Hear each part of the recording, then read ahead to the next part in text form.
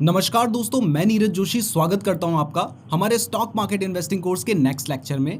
अभी तक आपने बहुत सारे ऐसे कंसेप्ट्स को सीखा है जिससे आप स्टॉक्स के प्रेजेंट फंडामेंटल्स को एनालाइज करके स्टॉक में इन्वेस्ट कर सकते हो। लेकिन एक बार जब आप स्टॉक को बाय कर लोगे, उसके बाद भी तो हो सकता है ना कि स्टॉक के फंडामेंटल्स खराब हो जाएं या कंपनी को लॉस हो जाए। इसलिए स्टॉक को बाय करने के बाद भी उसको रेगुलरली ट्रैक करना बहुत ज्यादा जरूरी होता है। और उसको ट्रैक करने के लिए जिस भी कंपनी के शेयर्स आपने खरीदे हैं, आपको उसके फाइनेंशियल स्टेटमेंट्स को ट्रैक करना होता है, जो कि आप उसके एनुअल रिपोर्ट से निकाल सकते हो। फाइनेंशियल स्टेटमेंट में उस कंपनी का profit and loss statement, balance sheet और कैश फ्लो स्टेटमेंट आता है। लेकिन क्योंकि एनुअल रिपोर्ट साल में एक बार यानी फाइनेंशियल ईयर के एंड में ही पब्लिश होती है, जो कि मार्च में होता है, तो ऐसे में अगर आप किसी कंपनी में जून या जुलाई में इन्वेस्ट करना चाहते हो तो आपको उसके सारे latest data next year March में ही मिलते, और इससे एक बहुत बड़ा इंफॉर्मेशन गैप हो जाता। इसलिए सेबी की लिस्टिंग रिक्वायरमेंट के हिसाब से सभी लिस्टेड कंपनीज को अपने बिजनेस रिजल्ट्स को क्वार्टरली पब्लिश करना होता है, ताकि इन्वेस्टर्स को टाइम टू टाइम इंफॉर्मेशन मिलती रहे। अब क्योंकि एक फाइनेंशियल ईयर में 12 महीने होते हैं, तो इन्हें 3 महीने के 4 क्वार्टर्स में डिवाइड किया गया है। अप्रैल से जून को क्वार्टर 1 कहा जाता है, जुलाई से सितंबर को क्वार्टर 2 कहा जाता है, अक्टूबर से दिसंबर को क्वार्टर 3 कहा जाता है, और जनवरी से मार्च को क्वार्टर 4 कहा जाता है। एग्जाम्पल के लिए, अगर कंपनी ईयर 2022 का अक्टूबर से दिसंबर तक का क्वार्टरली रिजल्ट पब्लिश करती है तो उसे क्वार्टर 3 फाइनेंशियल ईयर 22 का रिजल्ट भी कहा जाता है। और इस तरह हर कंपनी एक साल में 4 बार अपनी फाइनेंशियल रिपोर्ट्स पब्लिश करती है। तो अब आपको पता है कि हर कंपनी को साल में 4 बार अपनी क्वार्टर रिपोर्ट्स को पब्लिश करना होता है। तो हर कंपनी को मैंडेटरीली क्वार्टर एंड के 45 डेज के अंदर ही अपने क्वार्टरली रिजल्ट्स पब्लिश करने होते हैं। तो जिस भी स्टॉक में आपने इन्वेस्ट कर रखा है, आपको उसके क्वार्टरली रिजल्ट्स जरूर देखने चाहिए। बट आप ये रिजल्ट्स ढूंढेंगे कैसे? तो आप जिस भी कंपनी के क्वार्टर रिजल्ट्स देखना चाहते हैं, वो आप स्क्रीनर की वेबसाइट में देख सकते हैं। स्क्रीनर की वेबसाइट में क्वार्टरली रिजल्ट्स का एक अलग सेक्शन दिया गया है। कुछ क्वार्टरली रिजल्ट्स आप वहां पर भी देख सकते हैं, और अगर आप डिटेल में रिजल्ट्स देखना चाहते हैं तो क्वार्टर वाला सेक्शन है स्क्रीनर में, उसके एंड में रॉ पीडीएफ का भी एक कॉलम नजर आता है। आप वहां से क्वार्टर रिजल्ट्स की पूरी पीडीएफ डाउनलोड कर सकते हैं। इसके अलावा अगर कभी स्क्रीनर में रिजल्ट्स ना मिले तो आप कंपनी के क्वार्टर रिजल्ट्स को गूगल में सर्च करके भी देख सकते हैं। इसके लिए आपको क्वार्टरली रिजल्ट स्पेस कंपनी का नाम स्पेस इन्वेस्टर रिलेशन लिखकर सर्च करना होगा। तो अब आपको समझ आ गया है कि आपको क्वार्टरली रिजल्ट्स मिलेंगे कहां से। तो अब मैं आपको बता दूं कि ये जो क्वार्टरली रिजल्ट्स होते हैं ना, ये 2 टाइप के होते हैं। एक होता है स्टैंड अलोन और दूसरा होता है कंसोलिडेटेड। अब इस डिफरेंस को समझाने के लिए हम रिलायंस इंडस्ट्रीज का एग्जांपल लेते हैं। तो रिलायंस का मेन बिजनेस है ऑयल एंड केमिकल्स का, लेकिन इसके अलावा उनके पास टेलीकॉम स्पेस में जियो भी है। इसके साथ ही रिलायंस के पास रिटेल का भी बिजनेस है। इसके बाद उनका मीडिया का भी बिजनेस है, क्लोथिंग का भी बिजनेस है, और इसके अलावा भी रिलायंस के बहुत सारे टाइप्स के बिजनेस हैं। तो अगर आप रिलायंस का स्टैंड अलोन रिजल्ट देखेंगे तो उसमें आपको सिर्फ उसके ऑयल एंड केमिकल बिजनेस का ही रिजल्ट नजर आएगा। तो अगर आपको उसके सभी बिजनेस जिसमें उसके सब्सिडरीज भी हैं, उनका रिजल्ट भी देखना है, तो ऐसे में आपको रिलायंस का कंसोलिडेटेड रिजल्ट देखना होता है। यानी कंपनी अपने बिजनेस का जो हाईलाइट रिजल्ट है उसको स्टैंड अलोन स्टेटमेंट में रखती है, और कंप्लीट जो रिजल्ट होता है जिसमें कंपनी के सभी बिजनेस इंक्लूड होते हैं, उनको कंसोलिडेटेड में रखती है। अब क्योंकि जब आप एक कंपनी में इन्वेस्ट करते हो तो आपका इन्वेस्टमेंट उसके सभी बिजनेसेस में होता है, इसलिए ज्यादातर लोग इंक्लूडिंग हम कंसोलिडेटेड रिजल्ट को ही एनालाइज करते हैं। पर आप चाहें तो आप स्टैंड अलोन पे भी एक नजर डाल सकते हैं। तो अब आपको ये तो समझ आ गया है कि क्वार्टरली रिजल्ट चेक कैसे करते हैं, बट उसके अंदर आपको क्या क्या देखना है, मतलब कौन कौन से सेगमेंट एक क्वार्टरली रिपोर्ट में सबसे इंपॉर्टेंट होते हैं, चलिए अब वो जानते हैं। तो क्वार्टरली रिपोर्ट में 5 की सेगमेंट होते हैं जिन पर हमको नजर रखनी चाहिए। तो इसमें सबसे पहला है प्रेस रिलीज। प्रेस रिलीज में कंपनी अपने की हाइलाइट्स रखती है। बेसिकली इसमें उन सेक्शंस पे फोकस किया जाता है जहां कंपनी ने अच्छा काम किया है। इसमें सेल्स ग्रोथ हो सकती है, प्रॉफिट ग्रोथ और मार्जिन एक्सपेंशन जैसी बहुत सारी इंफॉर्मेशन होती है। इसी को आईटी इंडस्ट्री में फैक्ट शीट कहा जाता है। और आप जो बिजनेस न्यूज चैनल्स या फिर यूट्यूब में कंपनी के बारे में रिजल्ट्स पब्लिश होने के बाद न्यूज पढ़ते हैं ना, वो सभी कंपनी की प्रेस रिलीज से ही लिया जाता है। इसके बाद दूसरा है इन्वेस्टर प्रेजेंटेशन। इसमें कंपनी के पूरे बिजनेस परफॉर्मेंस को कवर किया जाता है। सेल्स और प्रॉफिट्स के number, business growth, future growth prospects, opportunities, new products and services के बारे में अगर आपको जानना है तो उसके लिए इन्वेस्टर प्रेजेंटेशन को देखना होता है। बेसिकली इसमें वो सभी चीजें होती हैं जिससे आप एक बिजनेस के बारे में कंप्लीट इंफॉर्मेशन और अंडरस्टैंडिंग ले सकते हैं। साथ ही आप अपना डिसीजन भी बना सकते हैं कि इसमें इन्वेस्ट करना है या नहीं। इसके बाद थर्ड है अर्निंग कॉल। इसको कॉन कॉल भी कहा जाता है। क्वार्टरली रिपोर्ट पब्लिश होने के बाद कंपनी की मैनेजमेंट शेयर होल्डर्स के साथ एक मीटिंग करती है जिसमें कंपनी अपने फ्यूचर ग्रोथ के बारे में डिस्कस करती है। साथ ही शेयर होल्डर्स के जितने भी क्वेश्चंस होते हैं उन्हें एड्रेस किया जाता है। अर्निंग्स कॉल कंपनी के बारे में इंफॉर्मेशन का एक हिडन भंडार है जहां कंपनी के बारे में आप इतनी सारी इंफॉर्मेशन ले सकते हो जो कि पब्लिक डोमेन में इजीली अवेलेबल नहीं होती है। इवन इस सेशन में फंड मैनेजर्स, पीएमएस और फाइनेंस इंडस्ट्री के बहुत बड़े बड़े दिग्गज आते हैं। उनके सवाल और जवाब से आप कंपनी के बारे में बहुत सारी नई इंफॉर्मेशन ले सकते हैं और इससे कई बार कंपनी के बारे में आपका जो ओपिनियन है वो पूरा 180 डिग्री चेंज हो सकता है। वैसे जनरली नॉर्मल इन्वेस्टर्स इस डॉक्यूमेंट को इतना स्टडी नहीं करते हैं, लेकिन मैं आपसे कहूंगा कि अगर आपको एक कंपनी के बारे में इन एंड आउट जानना है तो इस डॉक्यूमेंट को आपको 100% एक्सेस करना चाहिए। अर्निंग्स कॉल ट्रांसक्रिप्ट आपको कंपनी की वेबसाइट में इन्वेस्टर रिलेशन सेक्शन में मिल जाएगा। इसके अलावा स्क्रीनर की वेबसाइट में भी बिल्कुल बॉटम में आपको ये मिल जाएगा। इसके बाद फोर्थ है शेयर होल्डिंग पैटर्न। कंपनीज को हर क्वार्टरली रिजल्ट्स में अपने प्रमोटर्स की होल्डिंग कंपनी में डिक्लेयर करनी पड़ती है जो कि आपको शेयर होल्डिंग पैटर्न से मिल जाएगा और इससे आप ये पता लगा सकते हैं कि प्रमोटर्स ने अपनी होल्डिंग को बढ़ाया है या फिर घटाया है। और फिफ्थ है मैनेजमेंट कमेंट्री। इसमें मैनेजमेंट कंपनी के अगले क्वार्टर की परफॉर्मेंस के बारे में डिस्कस करती है।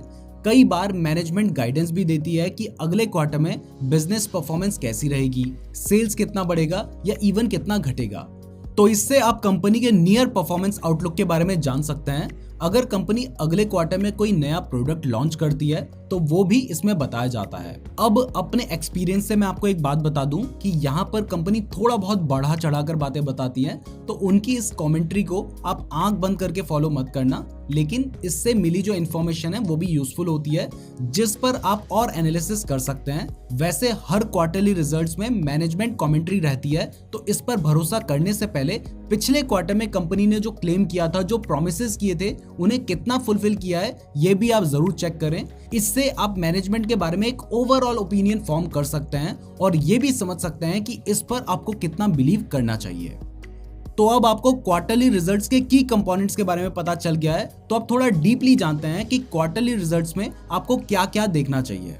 तो इसमें सबसे पहला है कंपनी का सेल्स ग्रोथ। आप जिस भी कंपनी में इन्वेस्ट कर रहे हो उसे अपनी सेल्स को बढ़ाना होगा, तभी उसके स्टॉक की प्राइस बढ़ेगी और आपको फायदा होगा।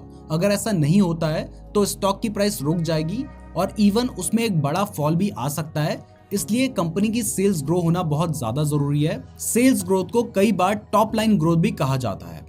इसके बाद आता है प्रॉफिट ग्रोथ। अब सेल्स के साथ कंपनी के प्रॉफिट्स भी तो बढ़ने चाहिए, तभी तो कंपनी को फायदा होगा, क्योंकि अगर उसके प्रॉफिट ग्रो होंगे तो वो जो प्रॉफिट है वो उसके अर्निंग पर शेयर में रिफ्लेक्ट होगा और फाइनली उसका जो इम्पैक्ट है वो स्टॉक प्राइस में दिखेगा। तो आपको सेल्स और प्रॉफिट ग्रोथ देखना है। अब ये जो सेल्स और प्रॉफिट ग्रोथ है ये दो तरीके से आप चेक कर सकते हैं। पहला है क्वार्टर ऑन क्वार्टर यानी QOQ और दूसरा है ईयर ऑन ईयर यानी YOY। अब इसमें जो QOQ यानी क्वार्टर ऑन क्वार्टर ग्रोथ है, इसमें पिछले क्वार्टर से इस क्वार्टर की ग्रोथ कंपेयर की जाती है।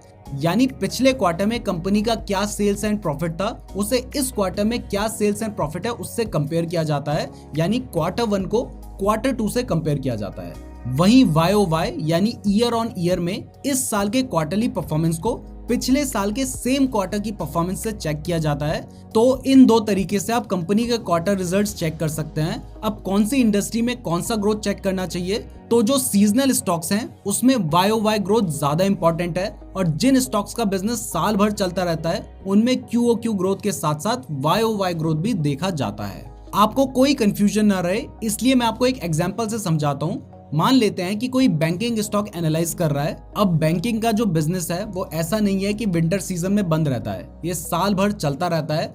तो इनमें आपको QOQ ग्रोथ के साथ साथ YOY ग्रोथ भी देखना चाहिए। अब एक एसी कंपनी का एग्जांपल ले तो हम सबको पता है कि एसी की सेल्स समर सीजन में सबसे ज्यादा पीक पर होती है। तो अगर आप एक एसी कंपनी के रिजल्ट क्यू चेक करते हैं तो आप अप्रैल से जून के रिजल्ट्स को जनवरी से मार्च के रिजल्ट से कंपेयर नहीं कर सकते, क्योंकि जनवरी में विंटर सीजन चलता है और तब कोई भी एसी यूज नहीं करता है और कोई भी नया व्यक्ति एसी नहीं खरीदेगा। तो एसी की सेल्स ऐसे टाइम में आपको कम दिखेंगी और फिर जब गर्मियां आ जाएंगी तब आपको अचानक से अगले क्वार्टर में एसी की सेल्स बहुत ज्यादा दिखेगी। इसलिए सीजनल स्टॉक्स में इस साल के सेम क्वार्टर की परफॉर्मेंस को पिछले साल के सेम क्वार्टर की परफॉर्मेंस से कंपेयर किया जाता है। इसके बाद आता है क्वालिटी ऑफ अर्निंग। अब मैंने ये कंसेप्ट आपसे बहुत बार पहले भी डिस्कस किया है कि कंपनी ज्यादा प्रॉफिट दो तरीके से जनरेट कर सकती है, या तो सस्ते प्रोडक्ट्स को ज्यादा क्वालिटी में बेचकर, या फिर महंगे प्रोडक्ट यानी जिसमें कंपनी का प्रॉफिट मार्जिन हाई हो उसे कम क्वांटिटी में बेचकर। इसके पहले वाले केस में ऑपरेटिंग प्रॉफिट मार्जिन कम होता है और दूसरे में ज्यादा। तो हमें ऐसी कंपनीज में ज्यादा इन्वेस्ट करना चाहिए जो कि इसका एक सही बैलेंस बना के चले, यानी जिस कंपनी का मार्जिन भी ठीक ठाक हो और प्रोडक्ट्स भी अच्छी क्वांटिटी में सेल हो रहे हो। क्योंकि अगर मान लो कंपनी ने सेल्स तो की लेकिन उसका प्रॉफिट मार्जिन सिर्फ 2% का है, तो ऐसी कंपनीज में ज्यादा वैल्यू क्रिएट नहीं होगी। एग्जाम्पल के लिए आप लुपिन का शेयर देख सकते हैं, इसके मार्जिन बहुत कम है और इसके शेयर प्राइस ने भी कुछ अच्छा परफॉर्म नहीं किया है। ये सिर्फ एजुकेशनल पर्पसेस के लिए था, कोई भी बाय या सेल रिकमेंडेशन नहीं था, क्योंकि आप इस लेक्चर को जब देख रहे होंगे तब तक डेटा चेंज हो चुका होगा। दोस्तों इसके बाद आता है अदर इनकम। क्वार्टरली रिजल्ट्स में कंपनी अदर इनकम का डेटा भी पब्लिश करती है। अदर इनकम तब जनरेट होती है जब कंपनी अपना कोई लैंड या प्लांट या फिर मशीनरी या फिर कोई भी बिजनेस सेगमेंट सेल करती है। इससे प्रॉफिट्स और प्रॉफिट मार्जिन दोनों इन्फ्लेटेड दिखते हैं, लेकिन हमें पता है कि ये जो रेवेन्यू आया है ये कंपनी के कोर ऑपरेशन से या बिजनेस से जनरेट नहीं हुआ है। इसलिए जब भी आप कंपनी का एनालिसिस करते हैं तो उसमें आपको उसके अदर इनकम के डेटा को हटाकर ही उसके बिजनेस का एनालिसिस करना चाहिए। इसके बाद आपको देखना है segmental revenue breakup and geographical breakup. सभी कंपनीज अपने क्वार्टरली रिजल्ट्स पब्लिश करते समय सेगमेंट वाइज रेवेन्यू ब्रेकअप भी देते हैं, तो इससे आपको पता चलता है कि कंपनी के प्रोडक्ट पोर्टफोलियो में क्या क्या आते हैं और उससे कितना कितना रेवेन्यू जनरेट होता है। इससे आपको कंपनी के बारे में एक और इंटरेस्टिंग बात पता चल सकती है, क्योंकि कुछ ऐसे सेगमेंट्स होते हैं जहां मार्जिन ज्यादा होता है, लेकिन कुछ ऐसे सेगमेंट भी होते हैं कंपनी के जहां पर मार्जिन कम होता है। तो अगर कंपनी की सेल्स उस सेगमेंट से ज्यादा बढ़ रही है जहां कंपनी का मार्जिन कम है, तो मार्केट इसे नेगेटिवली ले सकता है और उसका वैल्यूएशन गिरा सकता है। अगर कंपनी पहले 50 के पीई पर ट्रेड हो रही थी तो उसके शेयर की प्राइस गिर सकती है और उसका पीई भी गिरकर 40 पर ट्रेड हो सकता है। तो इस तरीके से हम कंपनी के क्वार्टरली रिजल्ट्स को एनालाइज करते हुए उसके ऑपरेशंस में डीप डाइव कर सकते हैं। इसके साथ ही जो कंपनीज अपने प्रोडक्ट्स या सर्विसेज बाहर की कंट्रीज में एक्सपोर्ट करती हैं, वो ज्योग्राफिकल डिपेंडेंस भी पब्लिश करती हैं। ये आईटी और फार्मा कंपनीज में बहुत ज्यादा इंपॉर्टेंट है। अगर एक कंपनी का यूएस या यूरोप के मार्केट में ज्यादा डिपेंडेंस है, तो अगर उस कंट्री में कोई इकोनॉमिक स्लो डाउन या ज्योग्राफिकल क्राइसिस होता है तो इससे उसका बिजनेस भी हैम्पर हो सकता है। इसके बाद फाइनली एक और एस्पेक्ट आता है एनालिस्ट एस्टिमेट्स। शेयर मार्केट में जो ब्रोकर्स होते हैं या फाइनेंशियल फर्म्स होती हैं, उनके अपने अपने एनालिस्ट होते हैं जो एक कंपनी के क्वार्टरली परफॉर्मेंस के बारे में रिजल्ट्स पब्लिश होने से पहले एस्टिमेट रखते हैं।